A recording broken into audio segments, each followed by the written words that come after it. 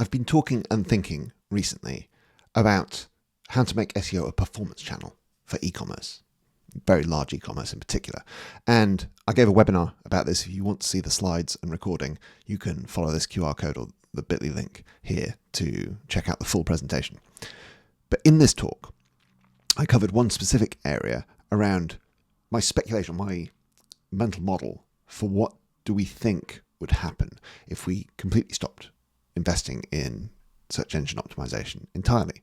And in the presentation, I made an argument and gave a model that I think what we would see is a decline over time, some element of probabilistic decline, not necessarily completely linear, with some drops in there. But that ultimately, if we did nothing, things would get worse, certainly compared to competition and the wider market.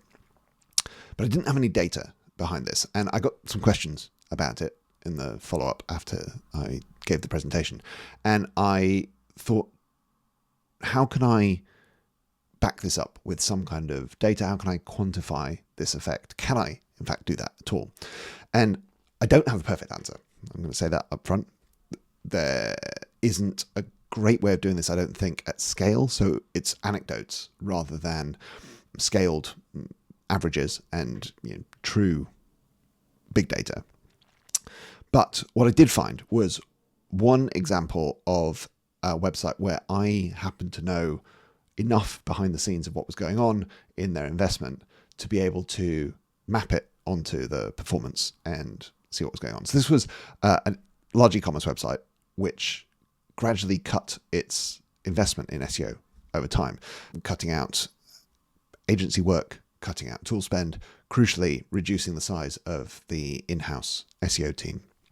I can't share details of numbers or who it is, unfortunately, but what I've tried to do is give a realistic proxy of the actual activity and effort that was going in over a number of years. And what we can see when we look instead at the performance is that organic visibility also declined over time. We can overlay those two charts and we can see something akin to what I was imagining that I wanted to build into my models, which is that there is some kind of lag. You can debate whether some of this was efficiency, inefficiency. We also don't know what was going on in the broader market and the competitive landscape during this time. It's very hard to get all the confounding data out. But ultimately, when the investment really drops off, we do start to see decline in performance. And we can quantify that in the visibility. I think that modeling it as a 10 to 20% decline in a single year is probably a sensible way, probably how I would approach this if I was building an investment model. I think this last year here, by this point, the whole company was actually failing. And so I think a minus 30%, but there's more stuff going on at that point. It's not just classic SEO visibility. There's merchandising issues and customer service issues and so forth. So I think this kind of 10 to 20% range is probably the level that I would be thinking about if I was building out this model.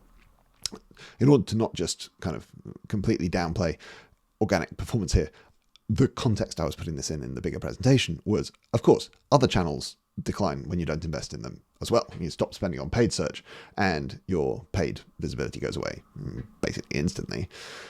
And in terms of building a model for SEO performance, particularly when we're thinking an SEO experimentation program, one of the big things I'm trying to figure out how we can quantify better in our software is about how long the benefit of a winning change lasts for as well. I think it probably is fair to assume that these decay over time. Eventually, the advantage that you get from a winner gets competed away as competitors copy you, or diluted as Google makes changes, or just becomes outdated as the market shifts.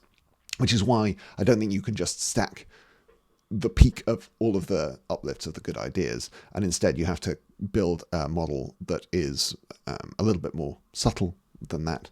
And obviously you consider, when you're imagining your investment, you consider that not just against the year-over-year growth, but the fact that if you'd done nothing, then I would argue you probably would have seen a decline. And so you get a forecast for what you would expect to happen year over year.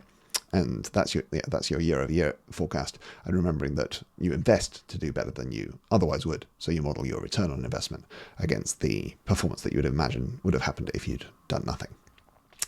So I hope that helps, and I hope putting some numbers on it is useful, even though it's inevitably single anecdotes and not perfect data, and there's confounding information all over the place. But nonetheless, it's a starting point.